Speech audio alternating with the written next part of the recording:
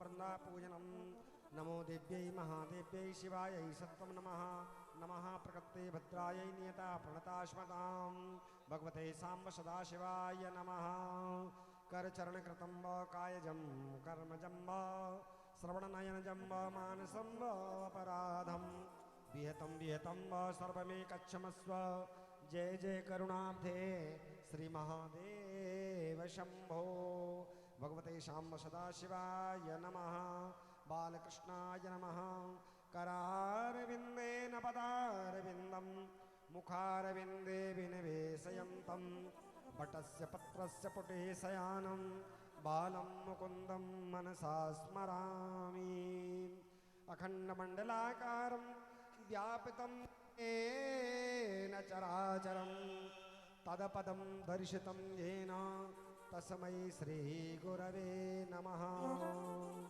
पीठस्थ आवाहित सर्वेभ्यो सर्वाभ्यो देवीभ्यो नमः। यं ब्रह्मा वरुणेन्द्र रुद्रमरुतस्तुति देव्यैस्तवैः वेदैः साङ्गपदक्रमोपनिषदैर्गायन्ति यं सामगा ध्यानावस्थितगतेन मनसा पश्यन्ति योगिनो यस्यान्तं न विदुसुरासुरगणा देवाय तस्मै नमः। पीठ सर्वेभ्यो सर्वाभ्यो देवीभ्यो नमः। नैवेद्यं परिकल्पयामि आचमनीयं जलं ताम्बूलपत्राणि समर्पयामि सदक्षिणाद्रव्यं समर्पयामि। ओम हरि ओम नाभ्यायासेतं तक्षं शेषणौ द्योः समवर्ततावद्भ्यां भो मृतिशः श्रोत्रान् तथा लोकान् न कल्पयन् नैवेद्यान्ते दुराचमनीयं जलं ताम्बूलपत्रं सदक्षिणाद्रव्यं प्रार्थनापूर्वकं नमस्करोमि। हिरण्यगर्भगर्भस्थं हेमबीजं विभावशो अनन्तपूर्णफलदमतः यथा शान्तिं प्रयच्छ मे। दक्षिणाद्रव्यं समर्पयामि प्रार्थनापूर्वकं नमस्करोमि। पीठस्थ आवाहित स्थापित सर्वेभ्यो सर्वाभ्यो देवीभ्यो नमः। अथ व्यास पूजनम। व्यासी का पूजन करें। ओम व्यासाय विष्णुरूपाय व्यासरूपाय विष्णवे नमो वै ब्रह्मविधये वासिष्ठाय नमो नमः। अचतुर्वदनो ब्रह्म दुवारपरो हरि अभाललोचनः शम्भुर्भगवान् बादरायण। बोल व्यासनंदन भगवान की जय। अथारार्थिक्यं प्रज्वलितं ओम रत्नेश्वर्यै नमः। ज्वालामालिन्यै नमः। सर्वोपचारार्थे गंध अक्षत पुष्पाणि समर्पयामि। ओम चंद्रमा मनसो जातश्चक्षोः सूर्यो अजायत श्रोत्राद्वायुष्य प्राणस्य मुखादग्निरजायत। आप सभी लोग खड़े हो जाएं अपने स्थान पर। भगवान की आरती हो रही है। आप जब तक इधर कर लें भैया खड़े आइए आरती। ओम इदग्गुं हविः प्रजाननं मे अस्तु दशवीरग्गुं सर्वगणग्गुं स्वस्ताये आत्मसानि प्रजासानि पशुसानि लोकसन्न्यभयसानि अग्निः प्रजां बहुलम्बे करोतु अन्नं पयोरेतो अस्माशुधत्त। गौरव जी जय जय।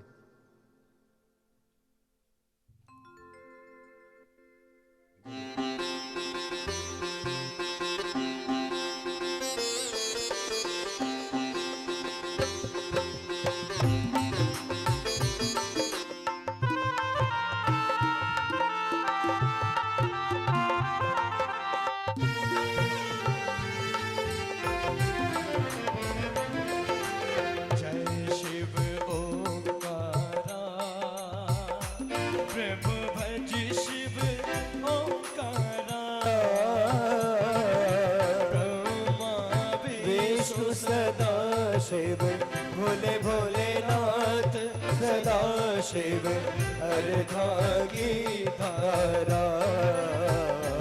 ओम हर हर हर महादेव। हे कानन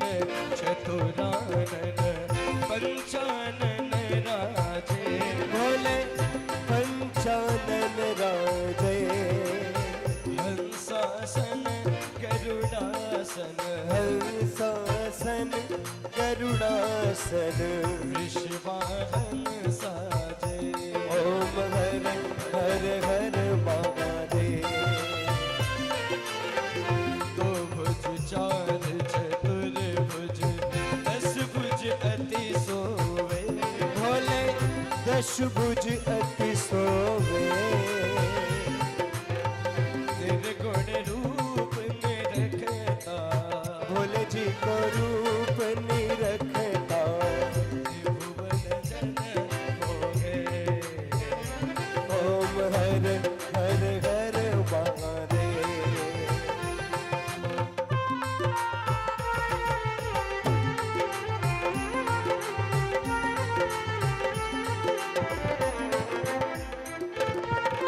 वनमाला अक्षमाला कुंडमाला धारे ओ भोले कुंडमाला धारे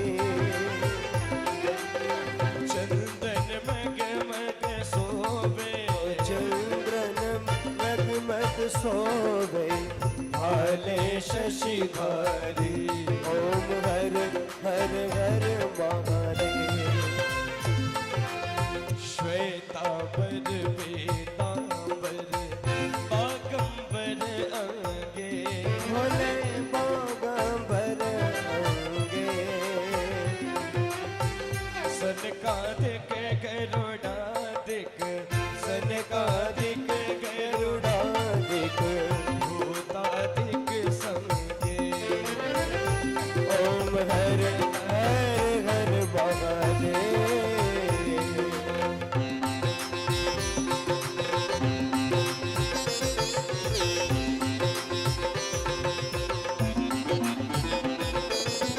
करके मध्य कमंडल चक्र त्रिशूल धरता भोले चक्र त्रिशूल धरता जग करता जग भरता जग करता जग भरता जग पालन करता ओम हर हर हर महादेव ब्रह्मा विष्णु सदा शिव जानत अविवेका भोले जानत अविवेका प्रणवाक्षर के मध्य प्रणवाक्षर के मध्य ये तीनों एका ओम हर हर हर महादेव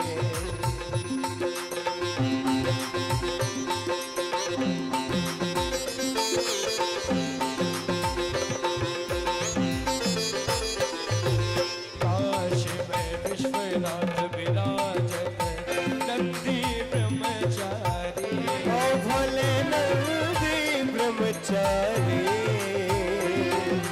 नित्य उठ भोग लगा ओ नित उठ दर्शन पावत महिमा अति भारी ओम हर हर हर महादेव त्रिभुवन स्वामी की आरती जो कोई नर गावे भोले भाव सहित गावे भोले प्रेम सहित गावे जगत शिवानंद स्वामी जगत हरि हर स्वामी मनवा चित बल पावे ओम हर हर हर महादेव हर हर हर महादेव ओम हर हर हर महादेव आरती हो रही रे भला से तोरी बजाना ले गया आरती हो रही रे बालाजी तोरे भजन लग रहा कौन उतारे बाबा तोरी ये आरती कौन उतारे बाबा तोरी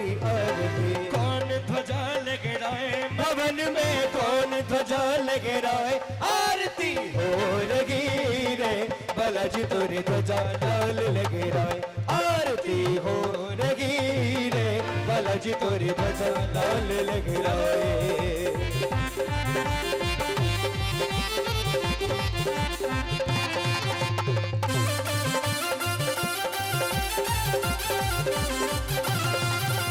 भगत उतारे बाबा तोरी ये आरती भगत उतारे बाबा तोरी ये आरती संत ध्वजा लहराए, मदन में संत ध्वजा लहराए। आरती हो रही रे बालाजी तोरी ध्वजा लाल लहराए। आरती हो रही रे बालाजी तोरी ध्वजा लाल लहराए।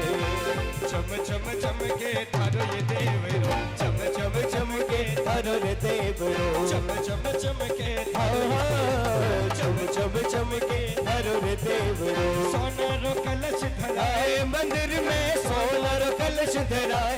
आरती हो रही है बालाजी तोरी आरती हो रही रे बालाजी तोरी ध्वजा लाल लहराए। कर्पूर गौरम करुणावतारम, संसार सारम मुर्गेन्द्र हार, सदा वसंतम निर्यारविंदे, नमो भवानी से तुम नमो।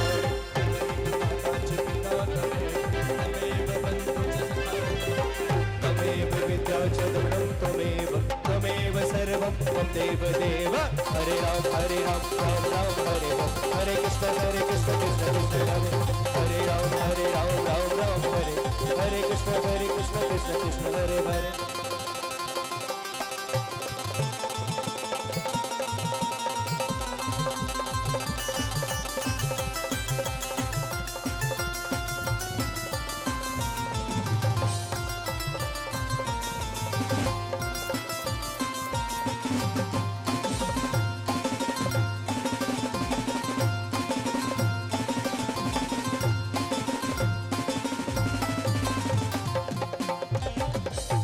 जलेन शीतलीकरणम् ॐ यौः शान्तिरन्तरिक्षं शान्तिः पृथिवी शान्तिरापः शान्तिरौषधयः शान्तिः वनस्पतयः शान्तिर्विश्वे देवाः शान्तिर्ब्रह्म शान्तिः सर्वगुं शान्तिः शान्तिरेव शान्तिः श्यामा शान्तिरेधि। हस्तौ प्रक्षालनमस्ति पुष्पाण्यादायो मन्त्रपुष्पाञ्जलिं। हरिः ॐ यजनेन यज्ञमयजन्त देवास्तानि धर्माणि प्रथमान्यासन्नः ते हनाकं महिमानः सचन्द्रजत्र पूर्वे साद्याः सन्ति देवाः। ॐ एकदन्ताय विद्महे वक्रतुण्डाय धीमहि तन्नो दन्ती प्रचोदयात्। ॐ तत्पुरुषाय विद्महे महादेवाय धीमहि तन्नो रुद्रः प्रचोदयात्। ॐ महालक्ष्म्यै च विद्महे विष्णुयै च धीमहि तन्नो लक्ष्मी प्रचोदयात्। शेवन्तिका बकुलचम्पकपाटलाब्जैः पुन्नागजातकरवीररसाले पुष्पैः बिल्वप्रबाले तुलसीदलमञ्जरीभिः स्वां पूजयामि जगदीश्वर मे प्रसीद। नाना सुगन्धिपुष्पाणि यथा कालोद्भवानि च पुष्पाञ्जलिर्मया दत्त ग्रहाणो शिवशङ्कर। साङ्गाय सपरिवाराय सयुधाय सशक्तिकाय सवाहनाय मण्डलमण्डपसहिताय भगवते पुराणपुरुषोत्तमाय नमः मन्त्रपुष्पाञ्जलिं समर्पयामि। बोलो शंकर भगवान की जय, काशी विश्वनाथ भगवान की, सत्य सनातन धर्म की, सावरिया सेठ की, खाटू नरेश की, सतगुरुदेव भगवान की, व्यास जी महाराज की जय। जय श्री राधे। नमः पार्वती पतये हर हर महादेव। सभी लोग विराजे,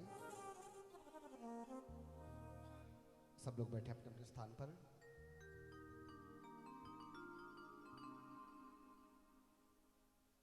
चल रहे पावन उत्सव के आप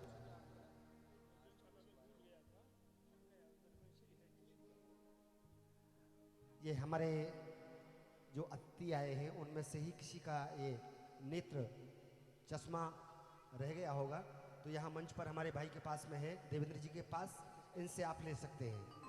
जिस किसी भाई का चश्मा छूटा हो भोजनशाला में, वहाँ से ये चश्मा प्राप्त हुआ है आपका, अच्छा ले जाओ।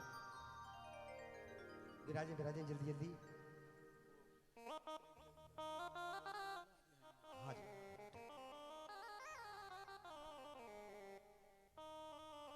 चल रहे पावन उत्सव के आज षष्ठ दिवस की बेला में पधारे समस्त भक्त महानुभाव, भक्त वृंद, माताएं, बहनें, भाई, नगरवासी, ग्रामवासी, क्षेत्रवासी, आप जो जहां से पधारे, आपका खूब खूब स्वागत। मंचासीन परम पूज्य व्यास जी महाराज के श्री चरणों में कोटि सा नमन, बंदन, प्रणवन। बड़े ही सौभाग्य की बात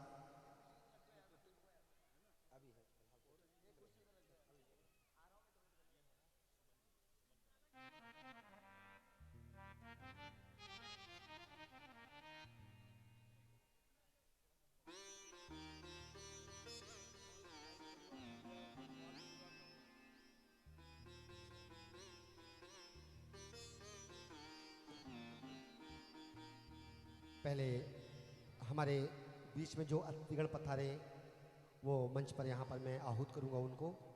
लोवाल परिवार श्रीमान मुरलीधर जी शर्मा, श्रीमान मुरलीधर जी शर्मा वो मंच पर व्यासपीठ का और पूज्य महाराज श्री का यहाँ पर पूजन करेंगे। श्रीमान खजूरिया वाले और पवन जी दादीश बेगू से, महेश जी वैष्णव जिनका मैं नाम ले रहा हूँ, कृपया वो लोग शीघ्रता से पधारते जाएं।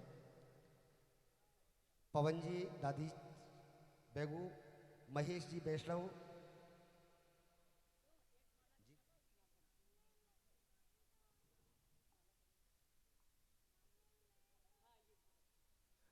नौवाल परिवार का खूब खूब स्वागत।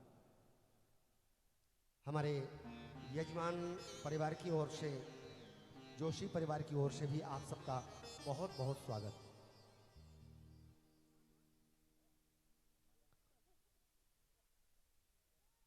ओम भद्रं गणैभिः तृणुयाम देवा भद्रं पश्येमाक्षभिर्यजत्राः स्थिरैरङ्गैः।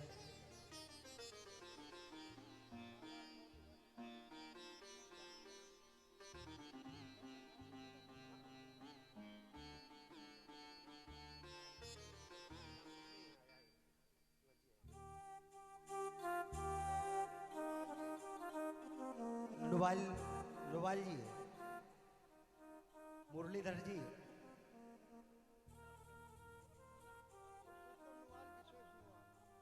पुरुषोत्तम नवाल एवं विशेष नवाल जी यहाँ पर व्यासपीठ का पूजन और महाराज श्री को साल उड़ा करके उनका स्वागत कर रहे हैं।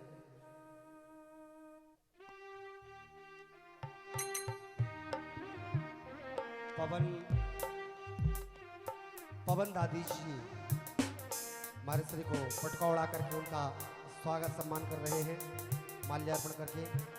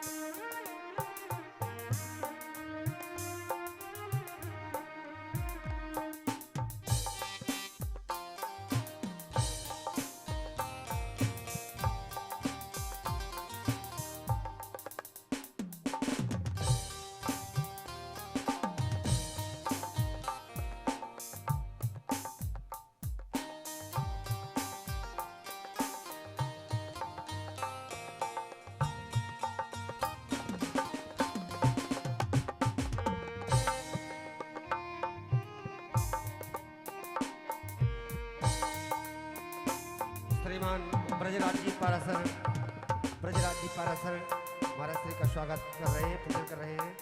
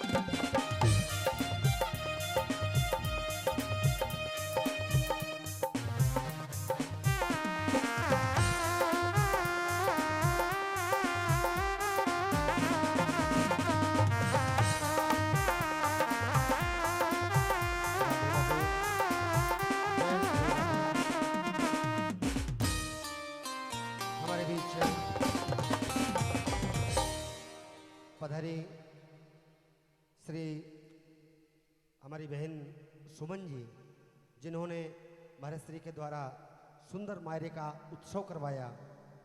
श्री सुमन जी, मैं चाहूँगा वो मंच पर आएं। श्री गायत्री देवी,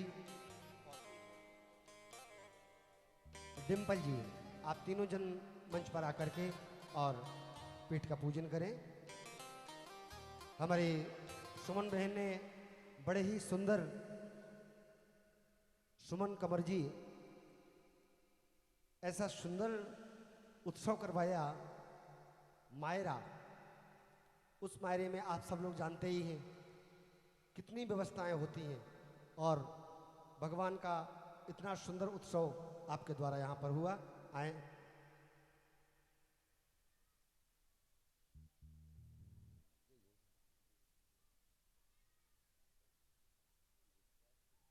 विष्णु कंवर जी भी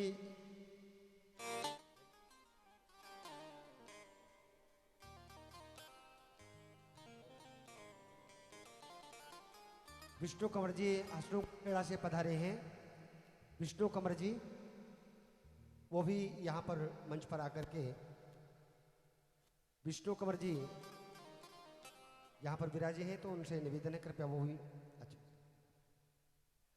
आप श्री ने भी आपके यहाँ एक बार नहीं, दो बार नहीं, 3 बार आप भागवत जी का आयोजन करवा चुके हैं, और बड़े सफल आयोजन।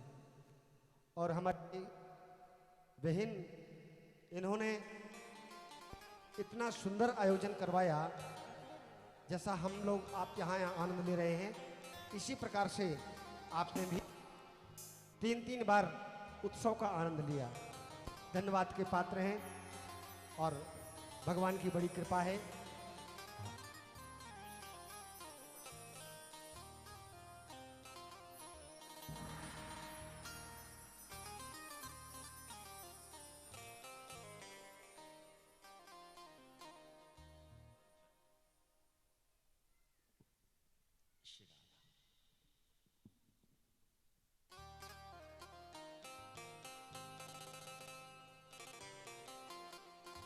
अब हम लोग चले कथा में। अब जिसका भी यदि किसी को बीच में जाना हो तो उनको हमारे देवेंद्र जी को बता करके, और राजेंद्र जी को बता करके यहाँ मंच पर आपको पूजन करवा करके, यहाँ से सम्मान करवा करके आपको यहाँ से विदा किया जाएगा। तो अब चले हम लोग कथा में, अधिक विलंब नहीं। पधारे समस्त भक्तवानों की ओर से मैं पूज्य महाराज श्री के चरणों में निवेदन करूंगा कि वो पावन वाणी से हम सभी भक्तजनों को भगवान भूत भावन भोलेनाथ की कथा श्रवण कराकर हम सबका मंगल करें। पूज्य महाराज श्री बोलो व्यास नंदन भगवान की जय।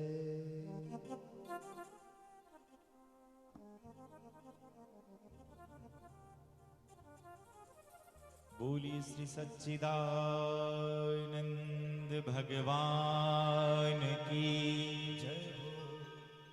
बोलिए बाल कृष्ण लाल की जय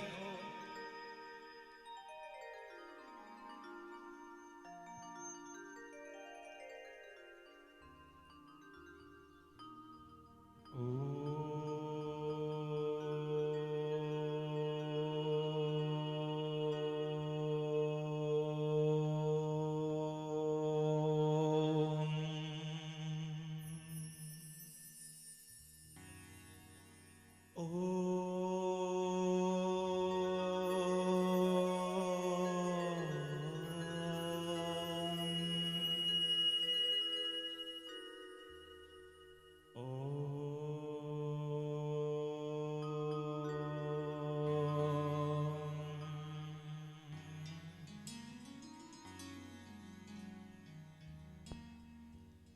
स्वस्ति श्री गणेशाय नमः।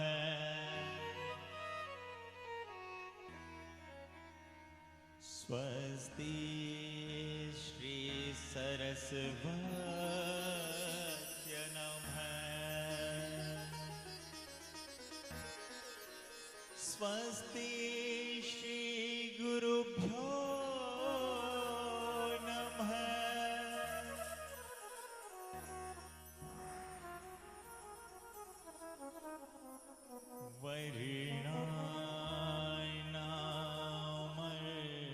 संज्ञानां रसानां छन्दसामपि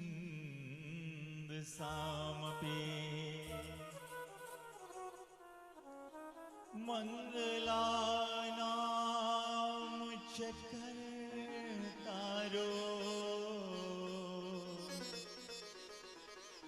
वन्दे वाणी विनायको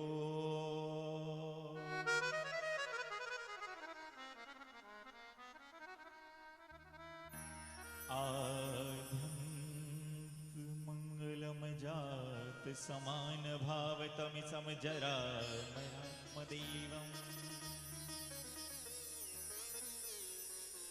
पंचाननं प्रबल पंच विनोदशीलं संभावये मनसि शंकरं विकेशम् वंशे विभूषितकरान्नवनीरिदाभा पीताम्बरादरुणबिम्बफलाधरुष्ठा पूर्णेन्दु सुंदर मुखादरविंद नेत्रा कृष्णात् परं किमपि तत्त्वमहं न जाने।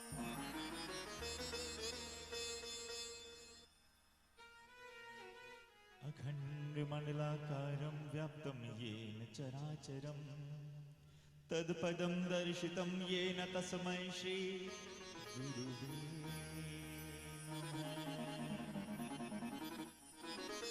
आइए हनुमत विराजिए कथा करो मति अनुसार प्रेम सहित गादी धरो पधारो पवन कुमार पधारो पवन कुमार। भक्त भक्ति भगवंत गुरु चतुर नाम बपु एक इनके पद वंदन किए नासत गण हरे। श्री राम जय राम जय जय राम श्री राम जय राम जय जय राम श्री राम जय राम जय जय राम श्री राम जय राम जय जय राम श्री राम जय राम जय जय राम। दोनों हाथ उठाकर हमारे साथ साथ बोले हरे राम हरे राम हरे राम हरे राम राम राम हरे हरे राम राम हरे हरे हरे कृष्ण कृष्ण कृष्ण हरे हरे। बोलिए श्री सच्चिदानंद भगवान की जय। बोलिए बाल कृष्ण लाल की जय। बोलिए एकादश रुद्र भगवान की जय। बोलिए पशुपतिनाथ भगवान की जय। बोलिए पंचेश्वर महादेव की जय।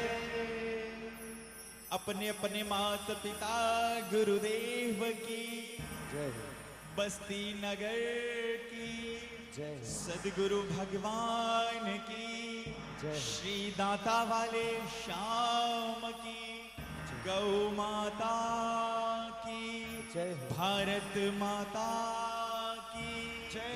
नमः पार्वती पतय हर हर हर महादेव।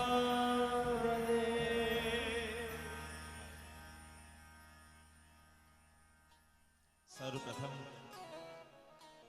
सर्वज्ञ सच्चिदानंद अकारण करुणा वर्णालय भक्त वांछित कल्पतरु पीतांबरधारी हमारे बालकृष्ण के श्री चरणों में प्रणाम। और भगवान के ही परम लाडले भगवान भोले, जिनकी वांग्मय प्रतिमूर्ति श्री शिव महापुराण के श्री चरणों में प्रणाम करते हुए, जिनकी पवित्र गोद में बैठकर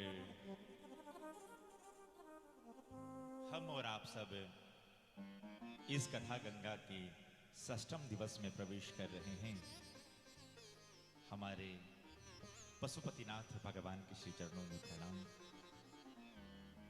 पंचेश्वर महादेव भगवान के श्री चरणों में प्रणाम करते हुए, हमारे आराध्य श्री दाता वाले श्याम के श्री चरणों में प्रणाम,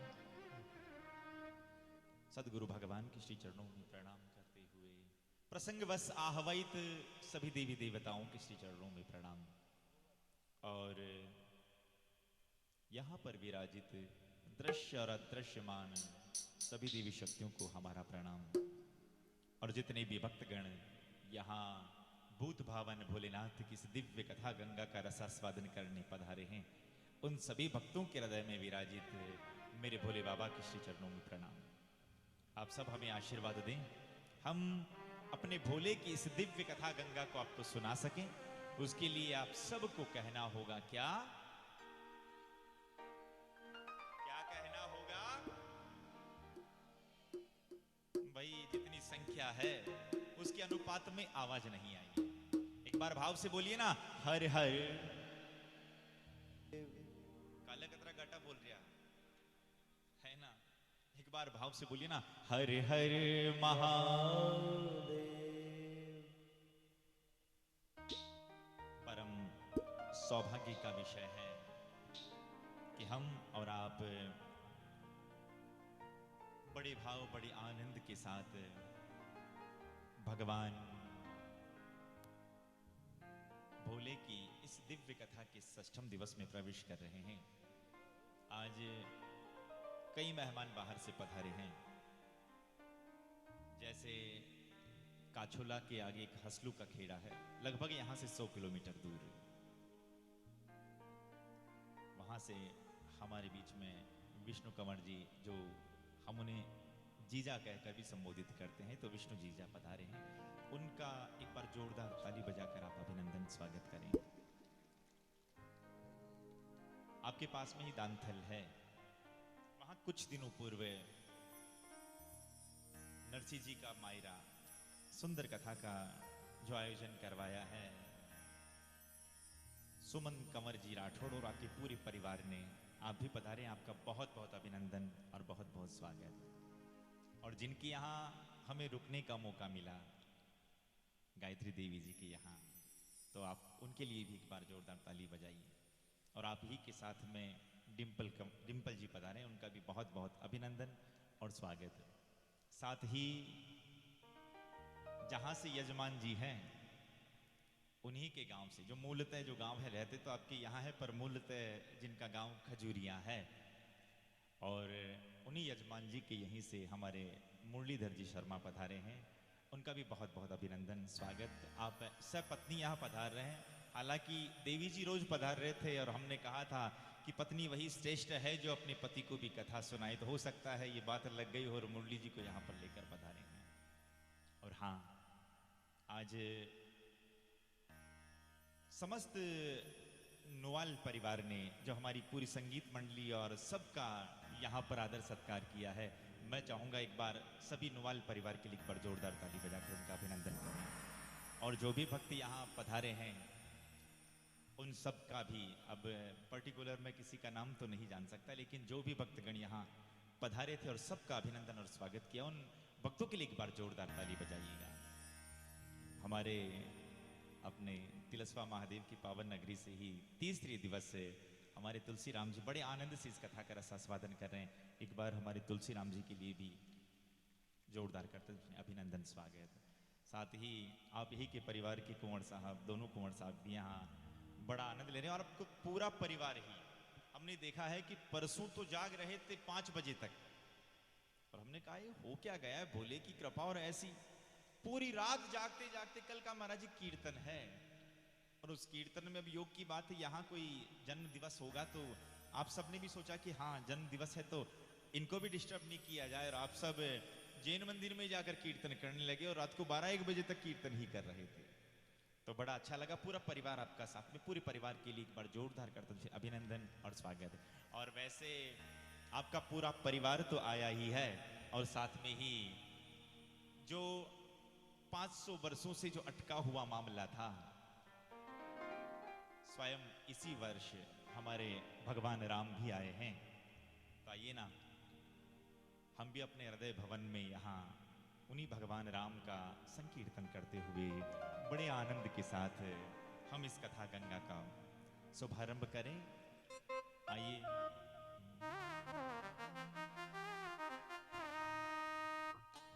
ओ मेरी झोपड़ी के भाग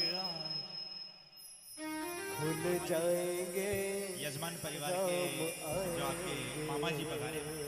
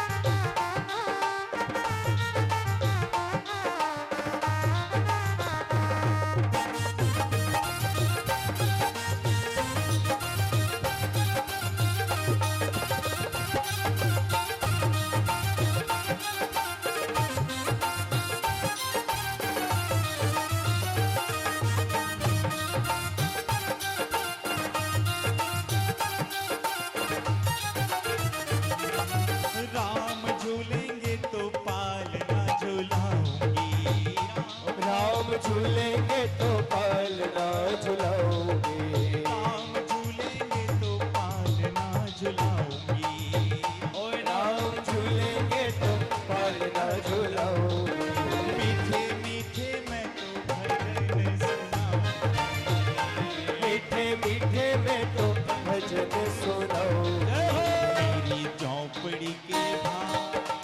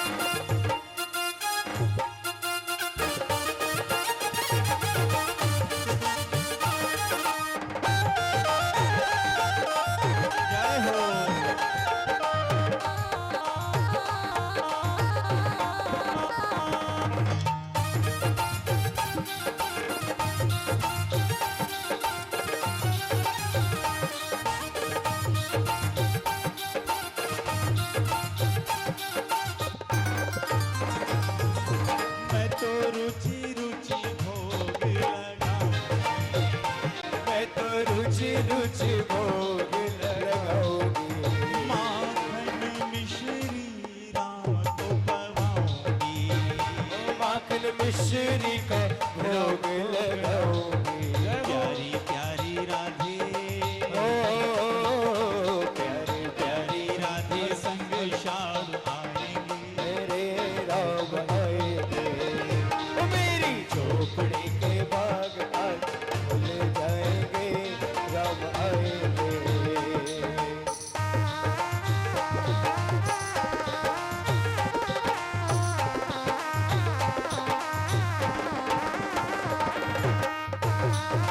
हरि बोल।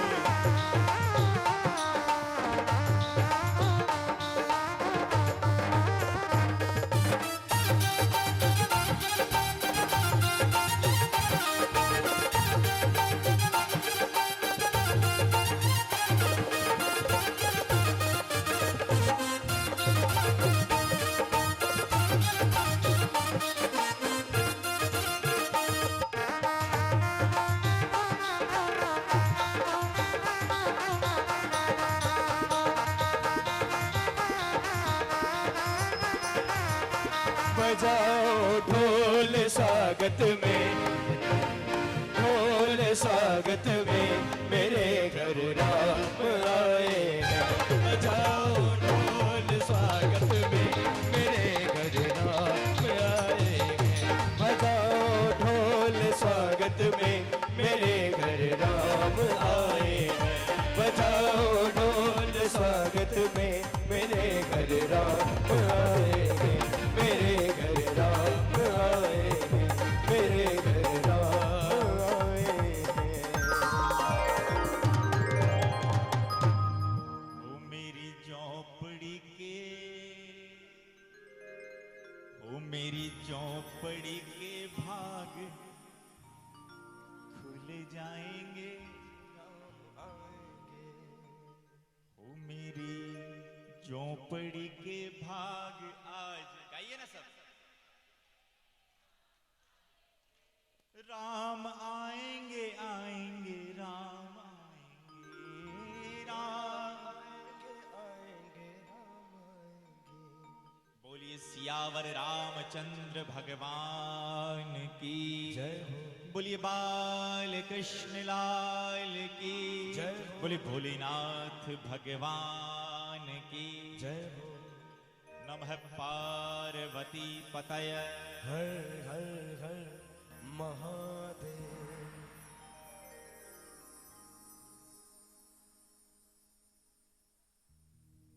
श्री महाकाल भगवान एवं हर सिद्धि मां की असीम अनुकृपा से जोशी परिवार के द्वारा आयोजित इस श्री शिव महापुराण कथा के आज षष्ठम दिवस में हम और आप सब प्रवेश कर रहे हैं। और हाँ, सभी मेहमानों का स्वागत हो गया था, पर एक छूट गए थे, उनका नाम भी हम ले लें। हमारे बाबूलाल जी, जिन्होंने अपने गांव में ही श्रीमद् भागवत कथा का 4 बार आयोजन करवाया। ऐसे बाबूलाल जी हमारे बीच में पधारे हैं। आपका भी बहुत बहुत अभिनंदन और स्वागत है। बाबूलाल जी अपना चेहरा तो दिखा दो। हाँ, जो बड़ी सुंदर श्याम जी के साथ ही ऑपरेटिंग का काम करते हैं, आज पधारे। आपका बहुत बहुत अभिनंदन और बहुत बहुत स्वागत है।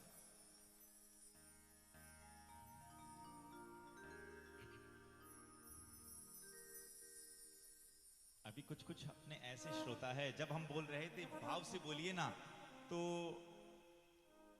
किसी किसी श्रोता की आवाज ऐसी भी आ गई कि राधे राधे, है ना, आई थी बीच में। क्यों? क्योंकि जो अगर शिव महापुराण हमारे यहाँ से पहली बार सुन रहे हैं तो वो तो राधे राधे ही बोलेंगे, क्योंकि हमने आपको उस दिन कथा में निवेदन किया था कि दास का मुख्य विषय श्रीमद् भागवत है। और वैसे ठाकुर जी की कृपा से कभी राम कथा, कभी मायरा और कभी शिव महापुराण भी अगर गाने का अगर भगवान मौका देते हैं तो वो भी ठाकुर जी पूरा करते हैं। और वैसे मैं आपसे निवेदन कर दूं, भगवान चाहे आप राम की कथा सुनो, भगवान कृष्ण की कथा सुनो, भगवान भोले की कथा सुनो, चाहे देवी भागवत सुनो, मूलतः एक बात पक्की समझ लेना। और हम आरती में भी तो गाते हैं, अगर शिव महापुराण भी गाई है, सुनी है, तो क्या कहते हैं कि प्रणवाक्षर के मध्य ये तीनों एका। ये भगवान शंकर, भगवान राम, भगवान कृष्ण, इनमें कोई भेद नहीं है। और वास्तविकता में जो इनसे भेद रखता है ना, भगवान राम ने कहा, भगवान नारायण ने कहा है कि जो भगवान शंकर से वेर भाव रखता है वो नरकगामी होता है। भले मेरा भक्त है और मेरा भक्त होते हुए भी अगर भगवान शंकर से अगर वेर रखता है वो नरकगामी होता है। और भगवान शंकर ने कहा है कि कोई मेरा भक्त होते हुए भी अगर भगवान विष्णु से वेर रखता है उसका भी पतन निश्चित है। इसलिए वास्तविकता में देखा जाए तो ये मूलतः सब एक है। और यहां ये कथाएं हमें एक संकेत करती है। हमारे यहाँ 33 कोटि देवी देवता हैं। और मैं आपसे एक निवेदन पुनः कर दूं, जीवन में याद रखना, जीवन में एक इष्ट रखना, एक इष्ट। भले ही हमारे यहाँ देवी देवता है इतने, और जिस पर आपकी श्रद्धा हो, भीतर से श्रद्धा कह दे कि हाँ भोले हैं, कि कृष्ण है, कि राम है, कि माता पराम्बा जगदम्बा है, कि जिस पर आपका मन लग जाए, एक पर निष्ठा पक्की रखना। कहते हैं जिसका एक इष्ट होता है सज्जनों, उसका कभी अनिष्ट हो ही नहीं सकता। इसलिए इष्ट एक रखो। ये कथाएं हमें संकेत करती हैं कि ऐसा नहीं हो जाए कि आज आप भगवान शंकर की अगर कथा सुन रहे हो तो भगवान शंकर की कथा सुनकर अगर आपके इष्ट अगर राम है तो भगवान शंकर की कथा सुनकर अगर आप कह दो कि अरे एक काम करा, आप तो भगवान शंकर ने इष्ट बना ला। फिर कहीं गए, देवी भागवत सुनी, और देवी भागवत को सुनकर आपके मन में इच्छा हो जाए कि अरे एक काम करें हम तो देवी जी को इष्ट बना लें, तो भैया ध्यान रख लेना, भटकत भटकत पथ नहीं मिलता। भटकने से कुछ भी होने वाला नहीं है। एक इष्ट बना लो, कोई भी जिस पर आपकी श्रद्धा हो। और कहा है श्रद्धावान लभते ज्ञानम। एक इष्ट बनाओ जिस पर आपकी श्रद्धा हो, मन कह दे, और इष्ट बनाओ तो ऐसा पक्का कि बस दुनिया छूटे छूट जाए पर मेरा इष्ट नहीं छूटना चाहिए, कोई भी हो। ऐसा नहीं कि आपने, और हमने आपको बताया, पहले दिन ही निवेदन किया था कि महाराज जी आप भागवत जी कहते हैं तो भगवान कृष्ण के बारे में कहते हैं, राम कथा कहते हैं तो राम जी के बारे में कहते हैं। अभी कुछ दिनों पहले देवी भागवत की कथा करी तो देवी भागवत जी में देवी माँ के बारे में आप बता रहे हैं। आज भगवान शंकर की कथा गा रहे तो भगवान शंकर के बारे में कह रहे हैं। तो इसका मतलब हम किसे बड़ा माने, कौन बड़ा है? देखिए अपनी अपनी स्थिति में सब एक है, हमने आपको उस दिन भी किया था। और इसे अगर आप सामान्य भाषा में अगर समझना चाहें, केवल और केवल सामान्य भाषा में, तो भैया जिसकी शादी होती है ना, गीत उसी के गाए जाते हैं, चाहे बनरा कोई भी हो। समझ रहे हैं मेरी बात को? अब जिसका विवाह होगा उसी के गीत गाए जाएंगे, पहली बात। और दूसरी बात हम आपको बता दें, बिल्कुल पक्का समझ लेना, बना जो भी है उसका गीत गाया जाएगा। और हाँ ना, हमने आपको कहा ना, ना ये कम है ना वो कम है ना, इसमें अंतर नहीं है साहब। और ये तो पुराणों की पद्धति है। व्यास जी महाराज ने पुराणों की रचना इस ढंग से की है। पुराणों की पद्धति है कि जिस पुराण का आप अध्ययन कर रहे हो उस पुराण के प्रति आपकी रुचि बढ़े, इसी के लिए उनकी कथा गाई जाती है। ये पुराणों की पद्धति बनाई गई है। ऐसा नहीं हो जाए कि आज आपने शिव कथा सुन ली तो भगवान शंकर को, और कल आपने राम कथा सुन ली तो भगवान राम जी को, परसों आपने भागवत सुन ली तो भगवान कृष्ण को, और परसों आपने फिर देवी भागवत सुन ली तो माता देवी का इष्ट ना। यहाँ हम केवल और केवल इतना सा संकेत करना चाहते हैं, जीवन में केवल और केवल कोई भी हो, अपना इष्ट एक रखो। इष्ट को कभी बदलना नहीं चाहिए, नंबर 1 बिल्कुल पक्का। और इष्ट एक होगा तो जीवन में कभी अनिष्ट नहीं होगा। इसलिए इष्ट एक रखो, किसी का जो भी इष्ट हो। जैसे अगर किसी का इष्ट हनुमान जी है तो हाँ, अगर इष्ट हनुमान जी है और महादेव जी के मंदिर में जाने का मौका पड़ जाए तो बाबा भोलेनाथ को कहो कि हे भोले बाबा ऐसा आशीर्वाद दो कि मेरे हनुमान जी महाराज का आशीर्वाद मुझ पर बना रहे। आपका इष्ट अगर भोले बाबा का है, चार भुजानाथ के मंदिर में गए हो तो चार भुजानाथ को एक ही बात को, हे चार भुजानाथ ऐसा आशीर्वाद दो कि मेरे भोले का आशीर्वाद हम पर बना रहे। बस ऐसा अगर कहना भी पड़े तो ऐसा। और हाँ, एक बात थोड़ी अंडरलाइन कर लेना, निष्ठा एक में रखो पर निंदा किसी की मत करो। बस एक बात गांठ बांध लेना, निष्ठा एक में रखो पर निंदा किसी की मत करो। बस ऐसा नहीं हो जाए कि आपका इष्ट ये तो अरे माँ का तो यूं है था का यूं, गलत। जिसमें आपकी रुचि बन जाए एक इष्ट बना लो, क्योंकि अगर एक इष्ट होगा ना तो कभी आपके साथ कोई गड़बड़ घोटाला नहीं होगा। और हाँ, उसे भी पता रहेगा कि ये मेरे भरोसे हैं, पक्का एक के साथ। आप भागवत के भीतर ही गजेंद्र मोक्ष की कथा जब आती है ना, तो गजेंद्र सबको पुकारता है। भगवान भोले को पुकारा, हे भोले बाबा मेरी रक्षा करो। भोले बाबा आते नजर नहीं आए तो कहा, हे माता पार्वती मेरी रक्षा करो। भोले बाबा ने सोचा ये तो देवी जी को बुला रहा, मेरा वहां जाने से क्या फायदा। अब माता पार्वती को बुलाने लगा, अंत में कहा कि हे गजानन जी महाराज मेरी रक्षा करो। माता पार्वती ने सोचा बेटे को बुला रहा, वहां हमारे जाने से क्या फायदा।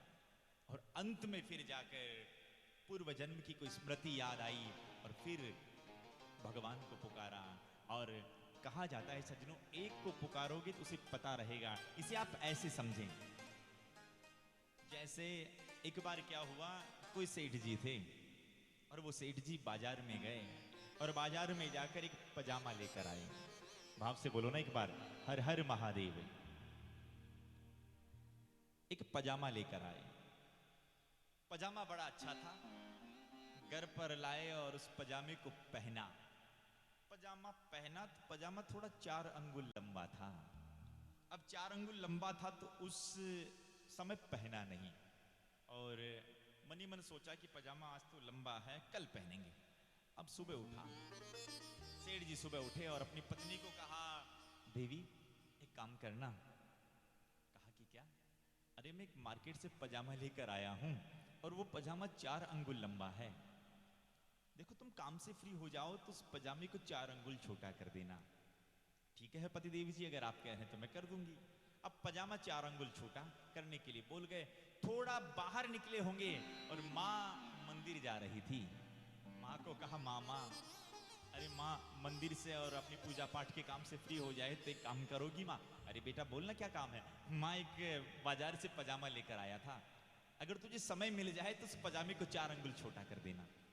ठीक है बेटा, पजामे को 4 अंगुल छोटा कर दूंगा।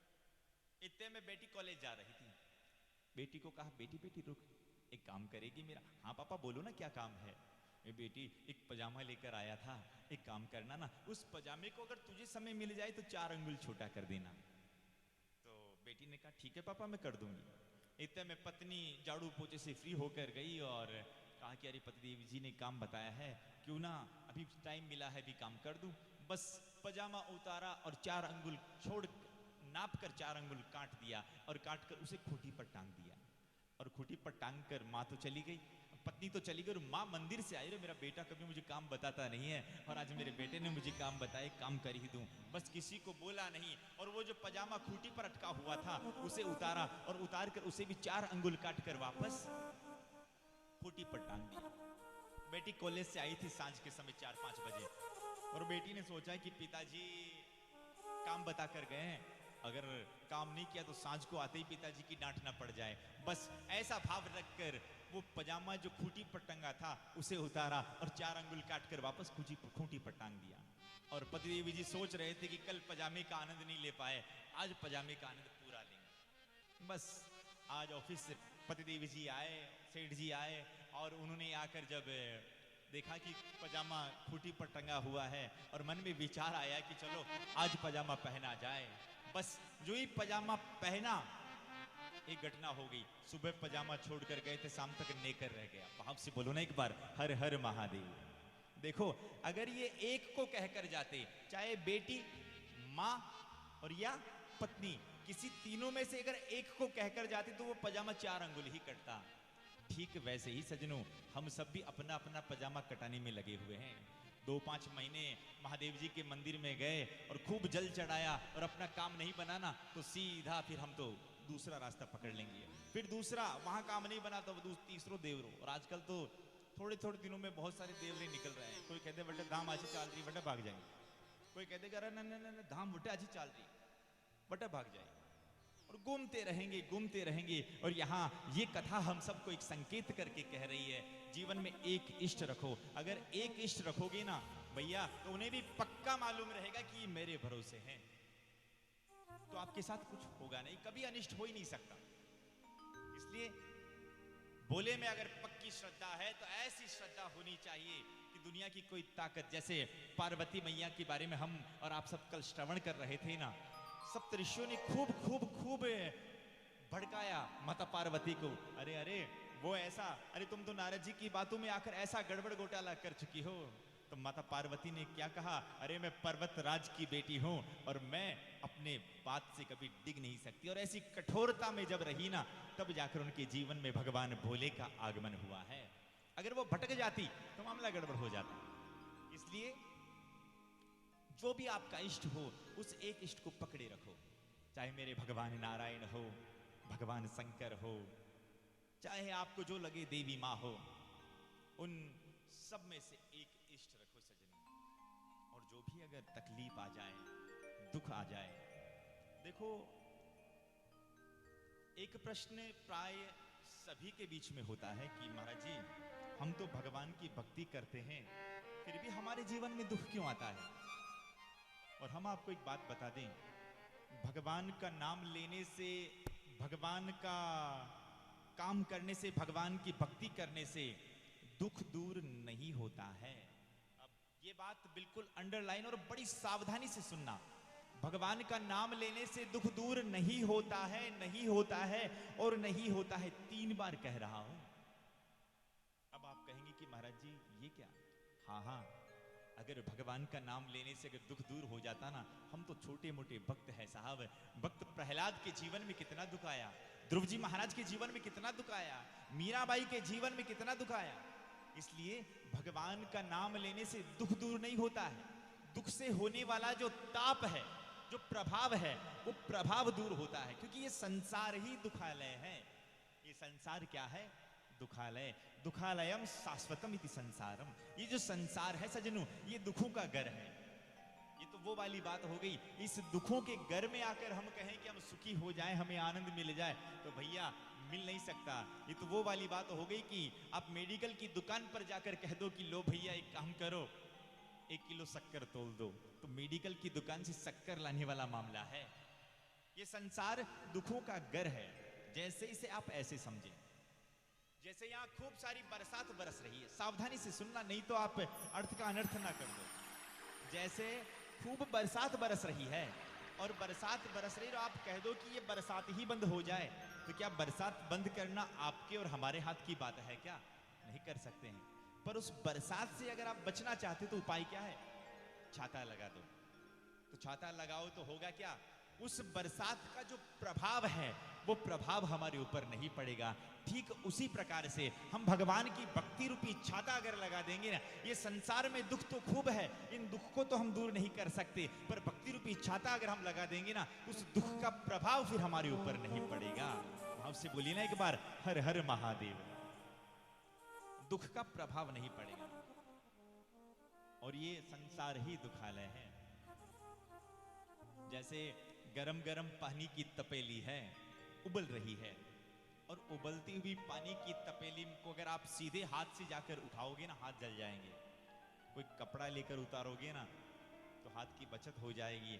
ठीक वैसे ही आप, ये संसार भी गरम गरम तपेली की भांति है, सीधे जाकर पकड़ोगे तो हाथ जल जाएगा। केवल हाथ में भक्ति का अगर कपड़ा रखोगे, फिर उसका प्रभाव आपके ऊपर नहीं पड़ेगा साहब। इसे आप ऐसे भी समझ सकते हैं। अब ये जो संसार है, दुखालय रूपी संसार है, भगवान ने इस संसार की रचना करने से पूर्व इस पर छाप लगाई है, छाप लगाई है। दुखालयम शाश्वतम। ये संसार दुखों का घर है, पर हम उस छाप को पढ़ नहीं पा रहे हैं साहब। एक बार क्या हुआ, एक पिताजी की गर्मी का समय था और पिताजी की इच्छा हुई कि आम खाएं। बेटी को 100 का नोट दिया और 100 का नोट देकर कहा, बेटा एक काम करना, थोड़ा जा बाजार में जा और थोड़ा आम लेकर आ जा। सावधानी से सुनना। तो जो ही आम लाने के लिए बोला गया, बेटा आम लेने के लिए गया, दुकानदार से जाकर कहा कि लो आम दे दो। 100 रुपए दिए और दुकान वाले ने भी ब्लैक पॉलिथीन में वो आम भर कर दे दिए और आम भर कर दिए। सज्जनों, बेटा आया खुशी खुशी से अपने घर पर, और घर पर आने के बाद पिताजी को कहा, पिताजी आम लेकर आ गया। पिताजी ने कहा, बेटा एक काम कर बेटा। उस समय फ्रीज तो था नहीं, तो कहा कि बेटा एक ठंडे पानी की बाल्टी में डाल दे, और उस आम को ठंडे पानी की बाल्टी में ठंडा करने के लिए डाला और 1 घंटा लगभग निकला और पिताजी ने कहा, जा बेटा वो आम निकाल कर ला। अब बेटा गया, बाल्टी में हाथ डाला और चारों तरफ हाथ घुमाया और एक भी आम नहीं। अब चारों तरफ हाथ, राम राम, मैंने आम डाले थे, आम कहां चले गए? बस जब बार बार जब ऐसे ढूंढने लगा तो पिताजी के पास आकर कहने लगा, पिताजी आपकी कसम में 100 रुपए के आम लेकर आया था, पर उस दुकानदार ने ना जाने मुझे क्या दे दिया है, बाल्टी में केवल कचरा ही कचरा है, आम तो नजर ही नहीं आ रहे। पिताजी ने कहा, चल मेरे साथ चल, किस दुकान से लेकर आया है? अब बेटा आगे आगे और पिताजी पीछे पीछे, और चलते चलते बेटे ने कहा, पिताजी मैंने इस दुकान से आम लिए हैं। बस पिताजी आग बबूला होकर आव देखा न ताव देखा, उस दुकानदार पर जल्ला कर बोल पड़े, क्यों बालक देखकर ठगता है, आम मंगवाए क्या कचरा दे दिया तूने? और जब जल्ला नहीं लगा तो जो दुकानदार था उसने कहा, अरे भाई साहब थोड़ा धीरज धरो, क्या बात हो गई? अरे मैंने अपने बच्चे को खाने के लिए आम मंगवाए थे और तुमने क्या कचरा दे दिया? तो इतने में दुकानदार हंसने लगा और हंसकर कहने लगा, महाराज एक काम करो, 2 कदम पीछे जाओ। तो 2 कदम पीछे गया और कहा कि मेरी दुकान के ऊपर क्या लिखा हुआ है? दुकान के ऊपर लिखा हुआ था, नकली फलों की दुकान। क्या लिखा था? नकली फलों की दुकान। अरे साहब, गलती तो आपके बेटे की है कि आपके बेटे ने वो बोर्ड नहीं पढ़ा। मुझे क्या पता कि ये जो आम है ना, ये आपको खाने के लिए चाहिए कि सजाने के लिए चाहिए। गलती तो आपके बेटे की है कि इस बेटे ने इस बोर्ड को नहीं पढ़ा है। अगर पढ़ लेता तो गलती नहीं होती। ठीक उसी प्रकार से भगवान ने इस संसार की रचना करने के बाद एक बोर्ड लगा दिया है और उस बोर्ड पर लिख दिया, दुखालयम शाश्वतम, ये संसार दुखों का घर है। और अगर हम उस बोर्ड को नहीं पढ़ पाए ना, तो समझ लेना भैया अभी तक आपने पढ़ाई पूरी नहीं की है। ये संसार दुखों का घर है, नंबर 1। और प्राय ये देखा जाता है कि जो भगवान की भक्ति करते हैं ना सज्जनों, उनके ऊपर दुख ज्यादा आता है। ये बिल्कुल पक्का है, आपने भी नोट किया होगा और आसपास में देख लेना, जो कभी भगवान के मंदिर में भी नहीं जाता वो आराम से चकाचक फॉर्च्यूनर गाड़ी में घूमता है। और जो भगवान का दिन रात नाम लेते रहते हैं, राम राम पड़ा का फोड़ा पड़े। भाई कारण क्या है? जो कभी भगवान का मंदिर का मुंह नहीं देखे और उसका मामला ऐसा, जो रोज भगवान के मंदिर में जाए उसका मामला गड़बड़। तो हम आपको बता दें, देखो भगवान ना किसी को सुख देते हैं और ना भगवान किसी को दुख देते हैं। भगवान के लिए तो सब कुछ बराबर है साहब, सब कुछ बराबर है। और तुलसी बाबा ने तो मानस में कहा है कि कौन काऊ सुख दुख करी दाता, कौन काऊ सुख दुख करी दाता, निज कृत कर्म भोग सब भ्राता। प्रत्येक व्यक्ति अपने कर्मों से ही सुखी होता है और प्रत्येक व्यक्ति अपने कर्मों से ही दुखी होता है। ये तो पक्का मान लेना, ये संसार कर्मों के आधार पर चलता है। इसलिए अगर चाहते हो ना तो शुभ शुभ कर्म करो पहला, क्योंकि हमारा और आपका लेखा जोखा एक जन्म का नहीं है, कई जन्मों का लेखा जोखा हम लेकर इस धरती पर आते हैं साहब। कई लोग कहते हैं कि व्यक्ति खाली हाथ आया है और खाली हाथ जाएगा, गलत कहते हैं। ना कोई खाली हाथ आया है और ना कोई खाली हाथ जाएगा। सब अपने अपने कर्मों का पिटारा साथ में लेकर आए हैं और अपने अपने कर्मों का पिटारा अपने साथ में लेकर जाएंगे साहब। इसीलिए कर्म करो और जैसा आप कर्म करोगे वैसा फल मिलेगा, नंबर 1। और एक आपको बात बता दें, अगर आप भगवान का भजन करते हैं ना तो फिर भगवान आपको दुख ज्यादा देते हैं। हमने आपको कल भी निवेदन किया था, ये मानव काया कैसे बनी है, क्योंकि अगर अपने पुण्य ही पुण्य होते तो स्वर्ग में रहते और अगर पाप ही पाप होते तो नरक में रहते। पाप और पुण्य का मिश्रण है ये मानव काया, पाप और पुण्य का मिश्रण ये मानव काया है। तो इसलिए अब करना क्या है, पाप और पुण्य से परे जाना है। और उसके जाने के लिए आपको सबसे पहले कर्म करना पड़ेगा। तो भगवान क्या करते हैं, भगवान जब कोई अच्छा कर्म करता है ना, तो भगवान कहते हैं कि नहीं नहीं एक काम करूं, मैं इसका इसी जन्म में लेखा जोखा खत्म कर दूं। तो क्योंकि जो कर्मों का फल तो भोगना पड़ेगा, चाहे कोई भी हो। भगवान राम को भोगना पड़ा, भगवान कृष्ण को भोगना पड़ा, भगवान शंकर को तक भोगना पड़ा। भगवान राम को कब, जब भगवान राम ने जब बाली को तीर मारा ना, तो यही वापस बाली अगले जन्म में आया और भगवान कृष्ण को तीर मार डाला। और ऐसे भगवान शंकर को भी भोगना पड़ा, क्योंकि कर्मों का फल भोगना ही पड़ेगा। माली और सुमाली नाम के जो दानव थे, वो भगवान शंकर के बड़े भक्त थे भगवान शंकर के, लेकिन सूर्यनारायण भगवान ने उन भक्तों को मार डाला। तब जाकर भगवान को क्रोध आया और भगवान ने सूर्यनारायण भगवान की गर्दन उड़ा दी। और जब ऐसा हुआ तब देवताओं के आग्रह पर सब सारी स्थितियां बनी। तब जाकर सूर्यनारायण भगवान ने भगवान शंकर को श्राप दिया कि जैसे आपने मेरा सर काटा है ना, ठीक वैसे आप अपने पुत्र का भी सर काटोगे। तो कर्मों का लेखा जोखा तो बिल्कुल बनता है। पर सब ने देवताओं ने अब जब आराधना करी तो भगवान सूर्य नारायण को भी 5 देवों में जो मुख्य माने गए हैं, भगवान विष्णु, भगवान शंकर, देवी मैया, अपने भगवान सूर्यनारायण भगवान को पंचाक्षर 5 देवों में उनकी गिनती की गई। और कहते हैं जो सूर्यनारायण भगवान को जो नित्य अगर जल चढ़ाता है ना, जो भी नित्य अगर भाव हो, वो अपनी हर मनोकामना वो व्यक्ति पूर्ण करता है। तो कहने का भाव है कर्मों का लेखा जोखा सबको भोगना है सजनों। एक निवेदन आपसे कर दें, अगर आप भगवान की भक्ति कर रहे हो तो भगवान चाहते हैं इसे जल्दी से इसके कर्मों को भुगतना भुगता दूं।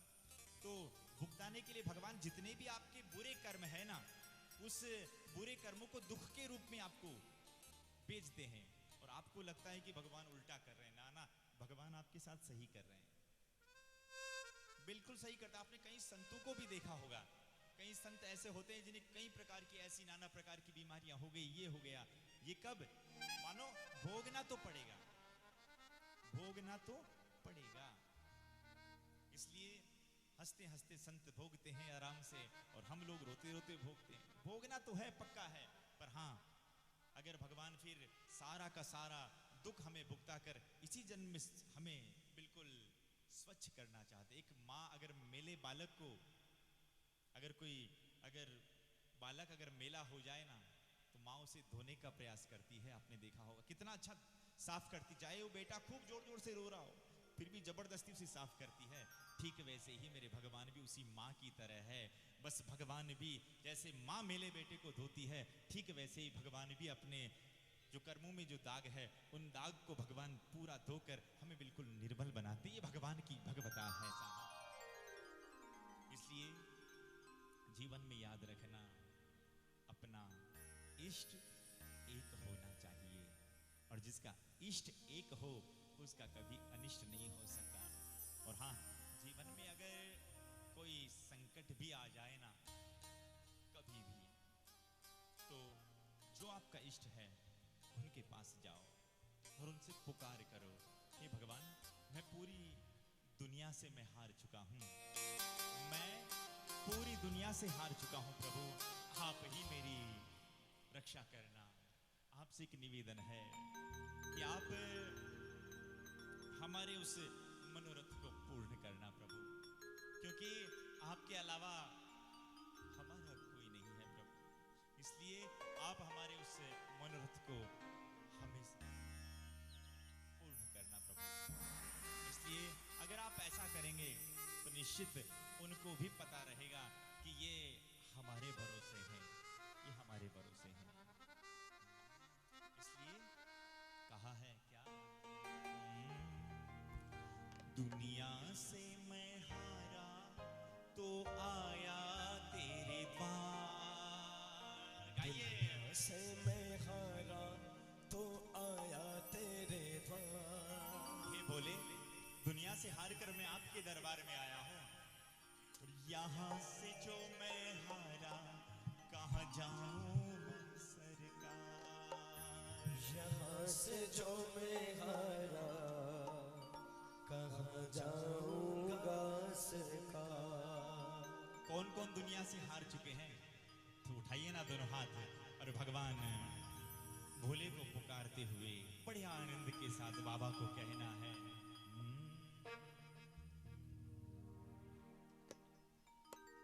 भजन से पूर्व हमारे बीच में गुरु माँ पधार रही हैं, उनका खूब खूब स्वागत, तालियां बजा करके उनका स्वागत करें।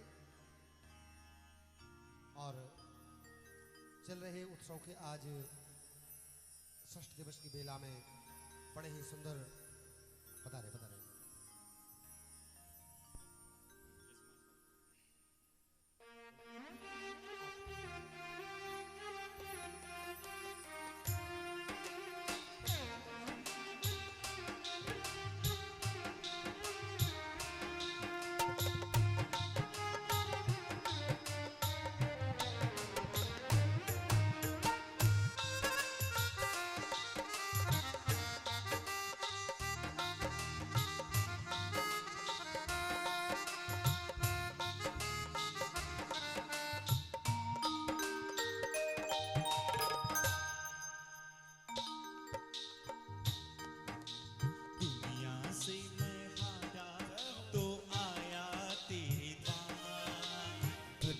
से मैं हारा तो आया तेरे द्वार। यहाँ से जो मैं हारा कहाँ जाऊँ मैं सरकार। यहाँ से जो मैं हारा कहाँ जाऊँगा सरकार। ओ दुनिया से मैं हारा तो आया तेरे द्वार। यहाँ से जो मैं हारा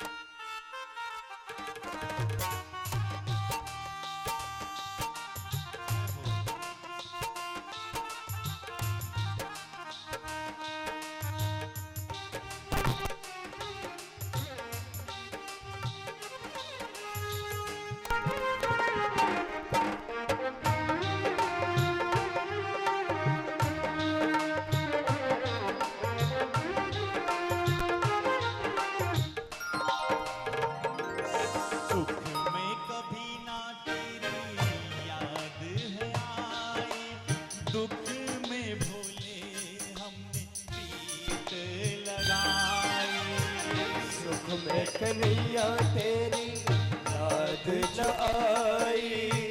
दुख में सवरिया तुमसे प्रीत लगाए। सारा दोष है मेरा, सारा दोष है मेरा, मैं करता हूँ स्वीकार। सारा दोष है मेरा, मैं करता हूँ स्वीकार। यहाँ से जो मैं हारा कहाँ जाऊँ मैं सरकार। यहाँ से जो मैं हारा कहाँ जाऊँगा सरकार।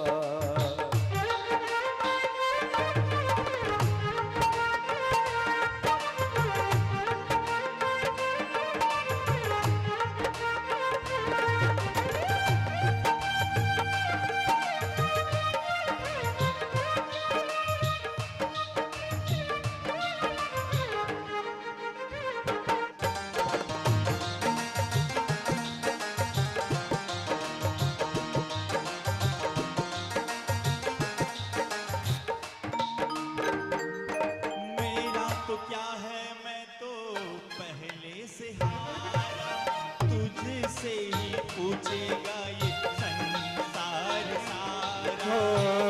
मेरा तो क्या है, मैं तो पहले से हारा। तुझसे ही पूछेगा ये संसार सारा। डूब गई क्यों नैया, डूब गई क्यों नैया, तेरे रहते के बनहार। डूब गई क्यों नैया, तेरे रहते के बनहार। यहाँ से जो मैं हारा कहाँ जाऊँगा सरकार। पास जो मैं आ रहा कहाँ जाऊंगा सरकार।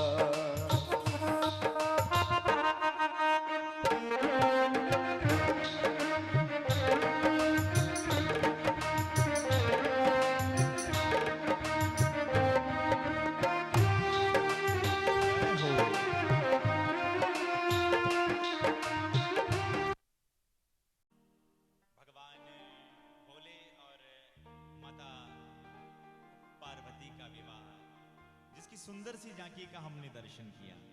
और सच्ची बताएं, साक्षात ये जो आपका जो चंद्रशेखर का सेक्टर 3 का गार्डन है ना, ऐसा लगा हो कि हिमाचल नगरिया ही हो।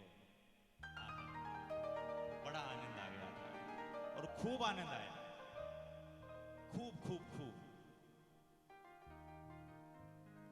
विदाई का समय आया, माता पार्वती को मां मैना ने अपने हिसाब से, क्योंकि जब बेटी जब विदा होती है ना तो माँ तो उपदेश करती है कि बेटी जाजिए सासरा का अंदर यूं नहीं हो जावे कि शिकायत ले रहा जावे, है ना। माँ अपनी तरफ से उपदेश करती है कि बेटी ऐसा ऐसा करना, ऐसा ऐसा करना, ऐसे रहना, घूंघट निकाल कर रहना, बड़ों का आदर करना, है कि नहीं। अब धीरे धीरे देखो जमाना चेंज हो रहा है। जैसे सबसे पहले सतयुग था, फिर सतयुग के बाद त्रेता, द्वापर, और अब आ गया है कलयुग। तो हमने आपको बताया ना कि सतयुग के भीतर पुण्य का पूरा भाग मिलता था, फिर त्रेता में थोड़ा कम हुआ, फिर द्वापर में थोड़ा और कम हुआ, और कलयुग में 1/4 भाग ही हमें मिलता है। पहले जो माताएं हैं ना, वैसे शर्म आंखों में होनी चाहिए नंबर 1, पर फिर भी जो घूंघट है वो घूंघट बिल्कुल माथे पर रहना चाहिए। पर मामला क्या है, पहले पुराने जमाने की बात है, विडंबना ऐसी थी कि पहले के जमाने में बहुएं सोचती थी, हे भगवान ब्याह तो करिया पण आगला हसूजी की शाग मिली। पहले के जमाने में बहुएं सोचती थी कि सासू कैसी मिलेगी। अब विडंबना यह है कि सासू मां सोचती कि हमारे पीजनी किसी का आएगा। ये विडंबना है। तो माता पार्वती ने भी अपनी तरफ से उपदेश दिया कि ध्यान रखना, ससुराल में जाकर शिकायत मत लेकर आ जाना, और ऐसे ऐसे तुम अपने पति का कहना मानना, और हाँ, पति के माता पिता को ही अपना माता पिता समझना। ऐसा बड़े आनंद से माता पार्वती ने उपदेश किया। पर माता पार्वती ने तो उपदेश किया ही, पर माता पार्वती ने उपदेश के लिए एक ब्राह्मण, जो देवी थे, एक ब्राह्मणी थी, उनके पास माता पार्वती को भेजा कि जाओ बेटी, उन ब्राह्मणी मैया से तुम उपदेश लेकर आओ नारी धर्म का। आहा, नारी धर्म का उपदेश देने के लिए ब्राह्मणी के पास ही क्यों भेजा? यहाँ शिव महापुराण की कथा कहती है कि उपदेशक ब्राह्मण को माना गया है, इसीलिए माता पार्वती को भी मैना ने आज वहीं भेजा है ब्राह्मणी के पास, और कहा कि बेटी नारी धर्म का, और वास्तव में धन्य होती है वो नारियां जो पतिव्रता होती है। आज ब्राह्मण पत्नी ने कहा कि धन्या पतिव्रता नारी, नान्या पूज्या विशेषतः, पावनी सर्वलोकानां सर्व पापनाशिनी। हे पार्वती, जो पतिव्रता नारी होती है ना, वो अपने 3 कुलों को पवित्र करती है। पहला अपने पिता के कुल को, और दूसरा अपने ससुराल के कुल को, और तीसरा अपनी माता के कुल को। पतिव्रता नारी में इतनी सामर्थ्यता होती है कि वो 3 कुलों को, बिल्कुल 3 कुलों को वो तार सकती है। ये पतिव्रता नारी में ताकत है, 3 कुलों को तारने की। अगर पतिव्रता नारी अगर थोड़ी विपरीत हो जाए ना, तो अगर पतिव्रता नारी विपरीत हो जाए तो उनके 3 कुलों को नरक में भी जाना पड़ सकता है। ये सारा एक देवी पर निर्भर करता है। अगर अपनी लक्षण के आधार पर अगर पतिव्रता नारी है तो उसके 3 कुलों को तार देगी। आहा, ब्राह्मणी ने बड़ा सुंदर उपदेश देते हुए कहा कि हे पार्वती, तुम सदा अपने पति की सेवा किया करना, सदा अपने पति की सेवा करना, उनके खाने के बाद फिर तुम खाना, पतिदेव जी सो जाए फिर तुम सोना, पति से ऊंचे आसन पर मत बैठना, ऐसा बताया। और हां, यहां शिव महापुराण की कथा कहती है सज्जनों कि पति और पत्नी को कभी भी एक थाली में भोजन नहीं पाना चाहिए। तो क्या पता किसने अड़ंगा मार दिया कि न एक थाली में खा पाऊं तो प्रेम बढ़े। क्या पता किसने कह दिया, अड़ंगा मारा, और हम लोग भी ऐसे, एक ने कह दिया तो ध्यान रख लेना कि साल भर खाकर देख लेना प्रेम बढ़ता है कि प्रेम के पति जी। ध्यान रखना, पति और पत्नी को कभी भी एक थाली में भोजन नहीं करना चाहिए। हाँ, पतिदेव जी भोजन पाले तो उनके बाद में जो उनकी जो जूठन बची है उसको बिल्कुल महाप्रसाद समझकर फिर बाद में खाना चाहिए। ये शिव महापुराण की कथा कह रही है और ब्राह्मणी उपदेश देकर कह रही है। पति और पत्नी अगर एक थाली में अगर भोजन पाते हैं ना तो वो भोजन फिर भोजन नहीं है। और हाँ, एक बात ये भी है, पिता को हमेशा अपनी बेटी के साथ भोजन करना चाहिए। अपनी बेटी के साथ पिता को भोजन करना चाहिए, साथ एक थाली में।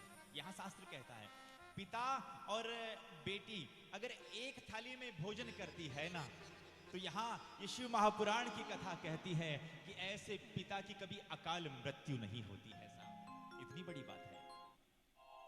इसलिए पिता और बेटी एक थाली में भोजन कर सकते, पर यहां पत्नी और पति के लिए नहीं कहा गया है। और क्या कहा है कि पतिदेव जी से ऊंची आसन पर नहीं बैठना चाहिए। जब करदम जी महाराज के पास देवहूति का रिश्ता लेकर गए ना, तब देवहूति जी के लिए एक आसन लगाया गया करदम जी महाराज की तरफ से। देवहूति जी के लिए जब आसन लगाना सजनों, तो मनु और शत्रुपा तो उस आसन पर बैठ गए, पर देवहूति उस आसन पर नहीं बैठी क्योंकि उसमें लक्षण था पतिव्रता नारी का। और हाँ, पतिदेव जी ने आसन लगाया है, अगर ना बैठे तो भी अपमान हो जाए, इसलिए उस आसन के ऊपर केवल और केवल हाथ रख दिया। हाथ रखने के कारण से उन सामने जो पतिदेव जी ने आसन लगाया है उनका भी मान रह गया और यहाँ पर पतिव्रता धर्म का भी उन्होंने पालन कर दिया। पत्नी को कभी भी पति के ऊंचे आसन पर नहीं बैठना चाहिए। और पतिदेव जी जब भोजन पाले तो उस समय भोजन पाना चाहिए। सच्ची बताना, यहाँ कितनी माताएं हैं तो पतिदेव जी के भोजन पाने के बाद फिर भोजन पाते। ओ महाराज भूख गाठी लगे जब बाट नाल लिया वे तो रात में 9 बजे आवे। अच्छा, ये 2 माता जी है तो इनके लिए एक बार ताली तो बजा दो, कम से कम पतिदेव जी के बाद पाते हैं। वाह वाह। लेकिन यहाँ शिव महापुराण में एक ब्राह्मणी उपदेश कर रही है पराम्बा जगदम्बा को, और उपदेश करके कह रही है कि हमेशा क्या करना है, पतिदेव जी के पाने के बाद फिर भोजन पाना चाहिए। और हाँ, हमेशा अपना जो सर है ना ये ढक कर रखना चाहिए।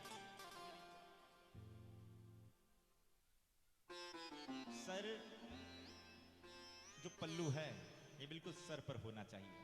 और एक बात बताएं, आजकल तो ना जाने क्या फैशन हो गया है साहब, पल्लू की तो बात छोड़ो, एक बात बताएं आपको, कभी भी याद रखना, जैसे पेड़ होता है ना सज्जनों, अगर पेड़ की अगर जड़ को, पेड़ के आसपास की जो मिट्टी है, इस मिट्टी को अगर आप साफ कर दोगे ना, साफ कर दोगे तो क्या वो पेड़ चलेगा? नहीं ना। पर याद रखना, यहाँ शिव महापुराण की कथा कहती है जैसे पेड़ के आसपास की मिट्टी को दूर करने पर वो पेड़ सूख जाता है, ठीक उसी प्रकार से जो पत्नी या पति कोई भी हो, अगर वो अपनी नाभि को अगर दिखाता है तो उसका भी धीरे धीरे पतन हो जाता है। नाभि को बिल्कुल ढक कर रखना चाहिए। पर आजकल गाना कहना पड़ता है साहब, चाहे स्त्री हो चाहे पुरुष हो, नाभि हमेशा टकी हुई होनी चाहिए।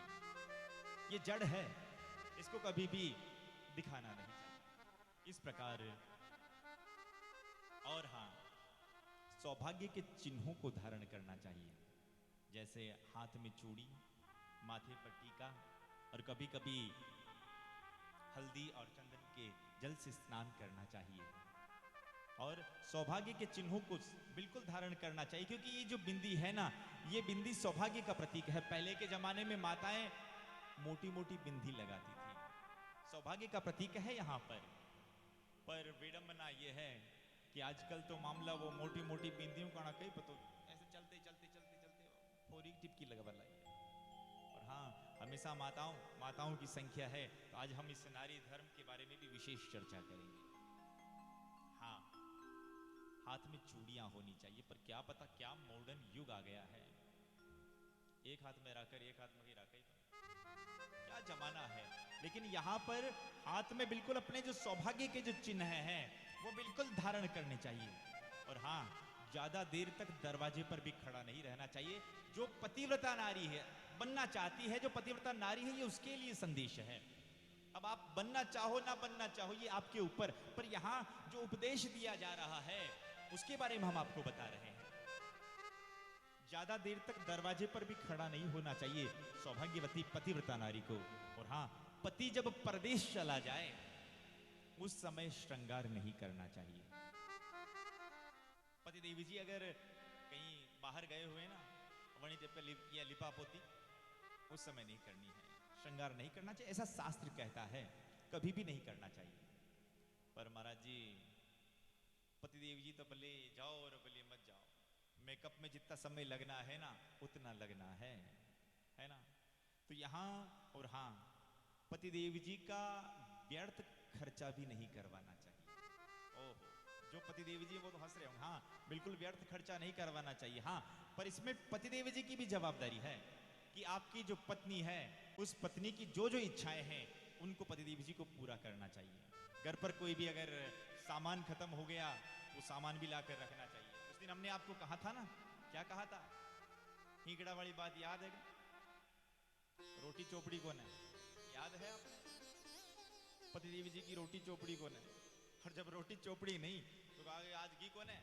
तो दोनों में तू मैं हो गई, तो बेलन की टपकार दी पति देवी जी के, बट हींगड़ू निकाल दिया।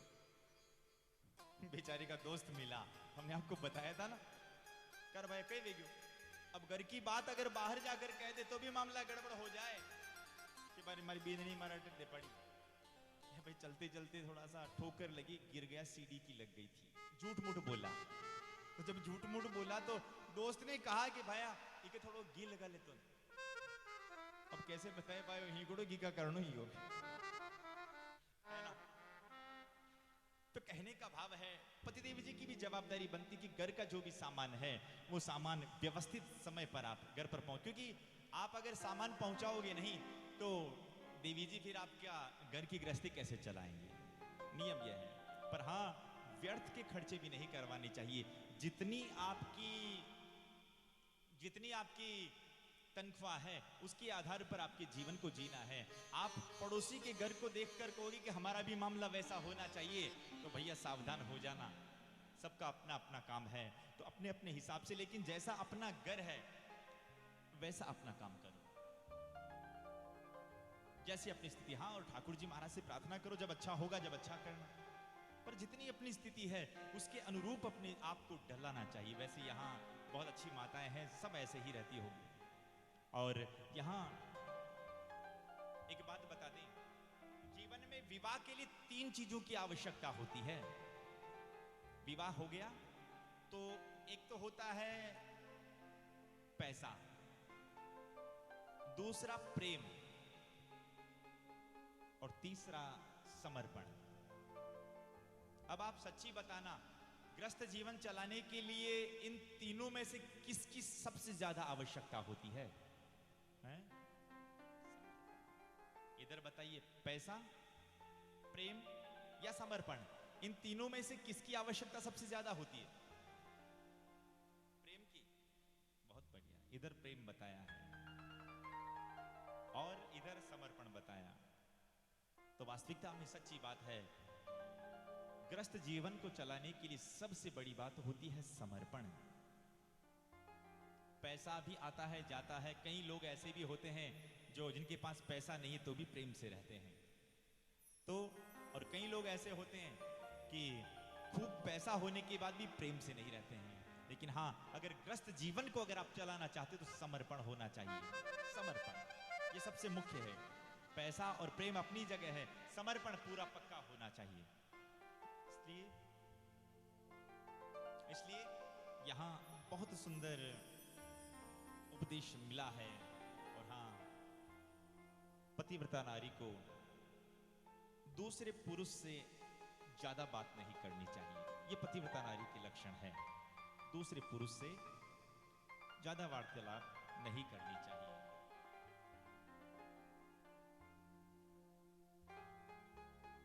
एक बात बताएं, पर आज का मामला बिल्कुल उल्टा है। बिल्कुल उल्टा है।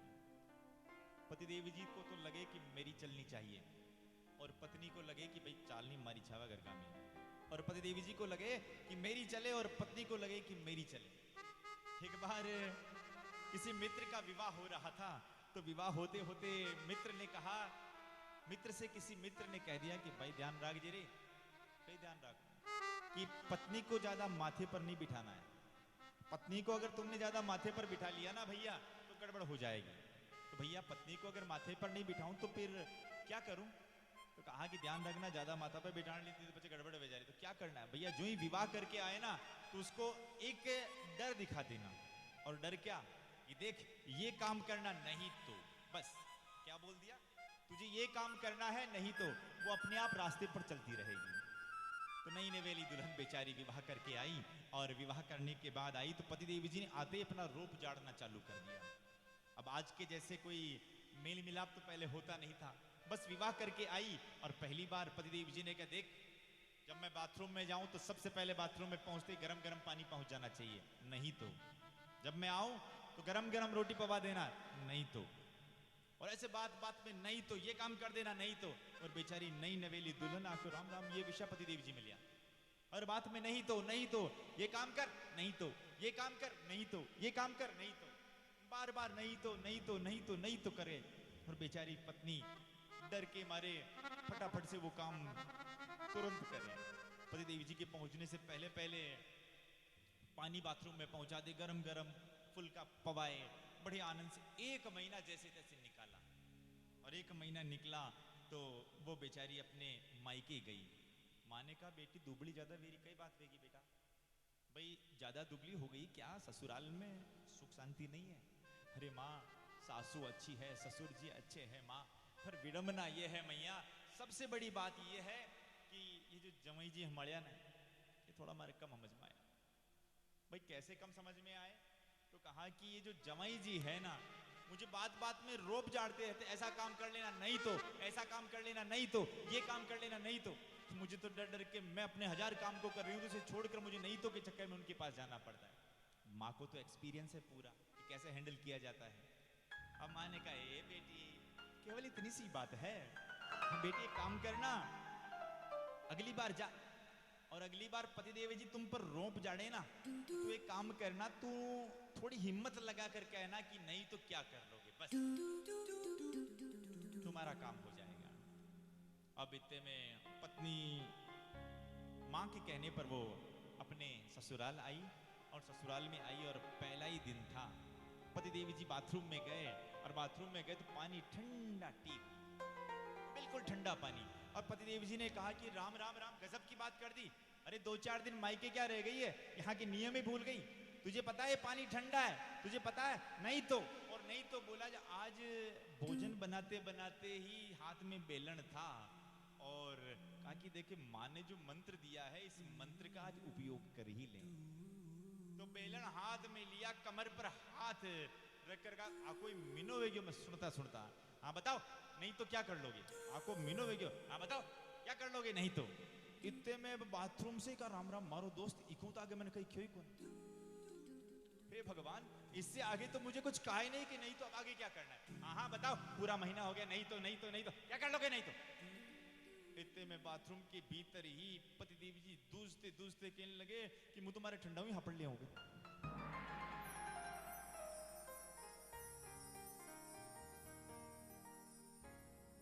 तो कहने का भाव है, यहां शिव महापुराण की कथा कहती है कि पत्योर नाम न ग्रह्यात कदाचन पतिव्रता। घर को घर नहीं कहते हैं, ईंट पत्थर से बने हुए मकान को घर नहीं कहते हैं साहब, उसे तो मकान कहते हैं। घर किसे कहते हैं? गृहिणी को ही घर कहते हैं। उस घर की ही शोभा है जिस घर में गृहिणी होती है साहब। पर हाँ, खटपट तो हर परिवार में चलती है, सब परिवार में चलती है। पर भगवान ने जो आपको ये पति और पत्नी बनाया है ना, हो सकता है आपका कोई पुराने जन्म में विशेष प्रेम रहा होगा, तब जाकर भगवान ने आपको पति और पत्नी बनाकर यहाँ भेजा है। तो हाँ, खटपट अगर हो भी जाए ना, तो भी उस बात को ज्यादा लंबा नहीं करना चाहिए। पहले के जमाने में जब लड़ाइयाँ होती थी ना सज्जनों, पति पत्नी में लड़ाइयाँ होती थी, सब आदिकाल से चला आ रहा है, यूं नहीं कि भी कलकाल में लड़ाइयाँ हो रही है। लड़ाइयाँ पहले भी होती थी और लड़ाइयाँ आज भी होती है। पर आज के जमाने में आपने देखा होगा, ये तलाक की जो बात है ना, ये सबसे ज्यादा तलाक अब होने लगे हैं। पहले इतने तलाक नहीं होते थे, विवाह जिसके साथ कर दिया ना, उसके साथ विवाह हो जाता था साहब। विवाह एक बार कर दिया ना, तो फिर उसके साथ तलाक की नौबत नहीं आती थी। कारण क्या है कि इतनी तलाक के केस क्यों बढ़ रहे हैं? भाई मूल कारण क्या है? इसका मूल कारण है ये मोबाइल। क्या है? ये मोबाइल। ये जब से इस मोबाइल का प्रचलन ज्यादा हुआ है ना, तब से तलाक भी ज्यादा बढ़े हैं। अपने पति और पत्नी के बीच में थोड़ी सी खटपट हुई, और थोड़ी सी खटपट होने के बाद फट से माई के फोन लगा देंगे कि पापा पापा, ऐसी बात हो गई। पहले के जमाने में लड़ाई होती थी, पर लड़ाई होने के बाद पत्नी कहती दे जो अबर के मुराकी पे जाऊं पाची नौ, और राखी में 10-12 दिन को टाइम। तो इतने में धीरे धीरे वापस वो मेल मिलाप हो जाता था। पर अब तो इधर से तो लड़ाई हुई और इधर से पापा को फोन लगा दिया कि पापा पापा ऐसे मुझसे लड़ रहे हैं। तो पापा भी, अरे बेटी राम राम राम, तारी आंखें में आंसू, हमारे जीवन में नहीं देख सकते। और फट से गाड़ी रवाना कर देंगे, फट से रवाना कर देंगे, और ये भी नहीं देखेंगे कि मामला कहां तक है। चल बेटी तैयार कर तेरा बैग, चल पापा।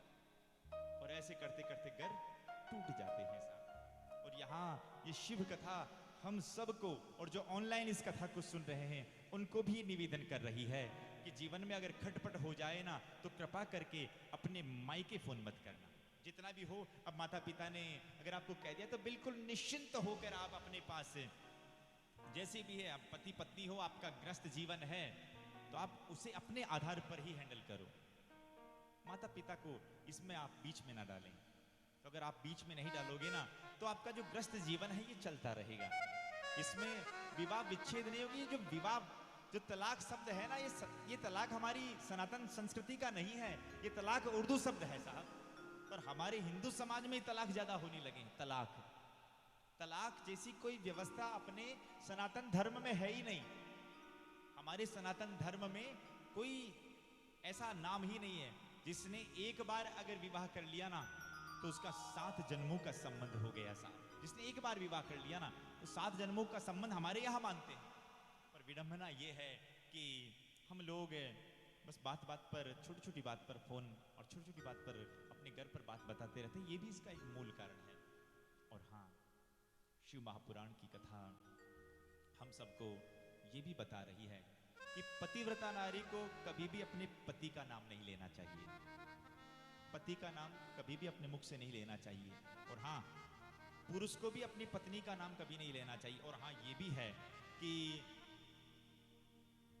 मनु महाराज ने कहा है कि पत्नी को अपने पति का और अपने घर का जो ज्येष्ठ बालक हो, उस ज्येष्ठ बालक का भी नाम नहीं लेना चाहिए। तभी तो पहले जो बड़ा बालक होता था, माँ प्रेम से ही लालू कालू जो भी अपने हिसाब से जो लग जाए, बड़े बालक को अपने हिसाब से ही कह देते थे। बड़े बेटे का नाम नहीं लेते हैं। ज्येष्ठ जो पुत्र होता है, उसे अपने हिसाब से घर में ही कुछ ऐसा बोलचाल की भाषा में बनाया गया है। ऐसा शिव महापुराण की कथा कहती है। और हाँ, पतिव्रता नारी को सदा अपना घर स्वच्छ रखना चाहिए, साफ सुथरा रखना चाहिए। ये पतिव्रता नारी का सबसे बड़ा लक्षण है। और हाँ, दूसरा, जब पतिव्रता नारी रजस्वला हो उस समय जहां तक हो सके घर का कोई भी कामकाज ना करें तो ठीक है, और अगर संभव ना हो तो कम से कम रसोई घर में प्रवेश ना करें। और हाँ, रजस्वला जो भी नारी है, रजस्वला का स्नान ध्यान करने के बाद या तो सबसे पहले अपने पतिदेव का चेहरा देखें, और अगर पतिदेव जी अनुपस्थित है तो उसकी स्थिति में सूर्य नारायण भगवान का चेहरा देखें। ऐसा शिव महापुराण की कथा कहती है। भाव से बोली ना एक बार, हर हर महादेव। ये कुछ नियम है। और यहाँ एक सबसे बढ़िया बात बताई है कि अगर पतिदेव जी कहीं तीर्थ यात्रा